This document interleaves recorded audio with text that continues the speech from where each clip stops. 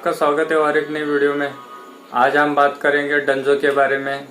डंजो में ज्वाइनिंग की क्या प्रोसेस है, जो डंजो वाले कितने पैसे हमसे लेते हैं, क्या क्या देते हैं, टी शर्ट पहनना चाहिए या नहीं, डंजो में हम लोग कितनी कमाई कर सकते हैं एक दिन में, कितना किलोमीटर ट्रैवल होगा, पेट्रोल कितना लगेगा, तो ये सब इस वीडियो में मैं बात करने वाला हूँ और आपको बताने वाला हूँ। तो बहुत सारे भाई लोग मुझे कॉल करते हैं और पूछते हैं, इन्फॉर्मेशन लेते हैं। तो मैंने सोचा कि एक वीडियो बना के डायरेक्ट सीधा उनको मतलब एक वीडियो बना देंगे सेपरेट से, तो कई भाइयों के डाउट्स क्लियर हो जाएंगे। तो मैं डंजो के बारे में अभी आपको बताता हूँ। डंजो का सीन ऐसा है, डंजो में जब हम किसी का रेफरल यूज़ करते हैं, इनमें 30 टास्क आपने कंप्लीट कर दिए तो आपको 2,000 रुपये ज्वाइनिंग बोनस मिलता है और जिसका रेफर आपने यूज़ किया उसको 3,000 रुपये मिलता है। तो ऐसा है अभी इस टाइम पे। और बहुत सारे भाई लोग कहते हैं पैसे लेते हैं, ज्वाइनिंग का क्या चार्जेस है, ऑफिस कहाँ पे है। डंजो के ऑफिस बहुत सारी जगह पे है आपके सिटी में। आप गूगल पे सर्च कर जाके इंक्वायरी करके वहाँ पे जा सकते हो। डंजो में ज्वाइनिंग करने से पहले मैं आपको बता दूँ, डंजो में ज्वाइन करने के लिए आपको डंजो पार्टनर ऐप डाउनलोड करना पड़ता है और उसमें सारे डॉक्यूमेंट डालने पड़ते हैं। और उसके बाद में उसमें लगभग उनके ट्रेनिंग के वीडियो रहते हैं। वो ट्रेनिंग के वीडियो आपको लगभग 2-2.5 घंटा वही देखना पड़ता है। वो सारे वहाँ पे जाओगे ऑफिस में तो आपका काम ऑफिस में जाने के बाद जल्दी हो जाएगा। वहाँ पे जाके आपको ज़्यादा वेट नहीं करना पड़ेगा, क्योंकि ये सारे जब तक वीडियो देख के कंप्लीट नहीं होते हैं, जब तक उनकी आपकी आईडी वो लोग ऑन नहीं करते, वहाँ पे आपको बिठा के वो सारे वीडियो देखने के लिए वो लोग लगाते वहाँ से। तो आपने सारे डॉक्यूमेंट डाले और आप वहाँ पे चले गए ऑफिस में, तो वहाँ पे आप वगैरह देख के ऑन कर देते हो वो लोग। मतलब दूसरे दिन से आप टास्क मार सकते हो। मतलब ऑर्डर के लिए आपकी आईडी रेडी हो, आपकी साइज का टी शर्ट देते हैं वो लोग और एक बैग देते हैं। और बैग और टी शर्ट आप जब ये ऑन बोर्ड जब आपको करती है ऑफिस वाले, जब ऑन बोर्ड करते हैं आपको, तो आपसे कोई चार्जेस नहीं लेते 1 रुपये भी।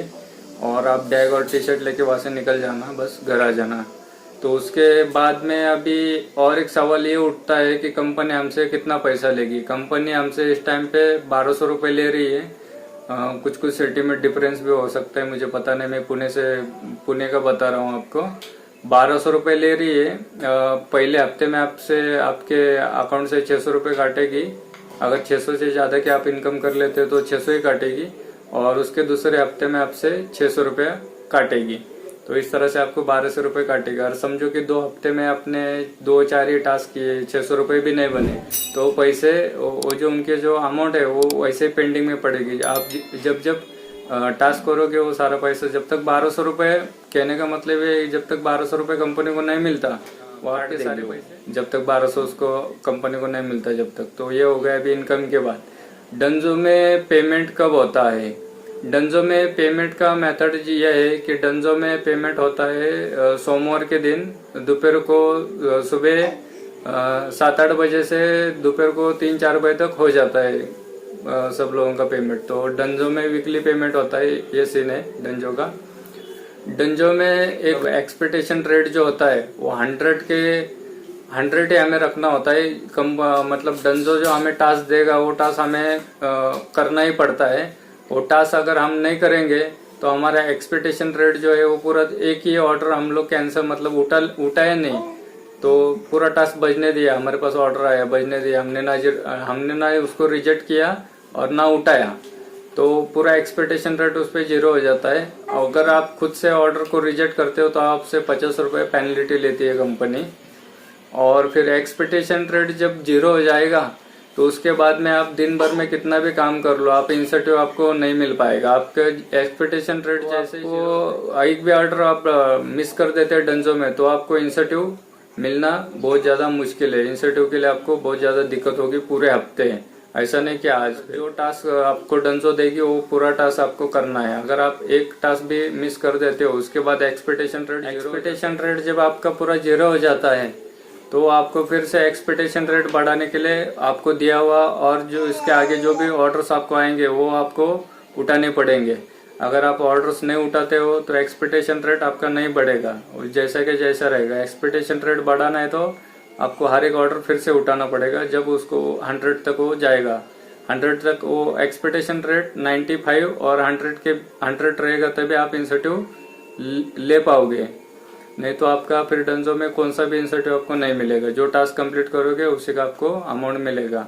तो ये हो गई इंसेंटिव की बात। और डंजो में टी शर्ट और बैग अपना साथ में लेके चलना चाहिए या नहीं, आपको उसको पहनना कंपलसरी है क्या, उसको कैरी करके रखना चाहिए या नहीं। तो भाई लोग अभी मैं जो कह रहा हूँ आप ध्यान से सुनिए।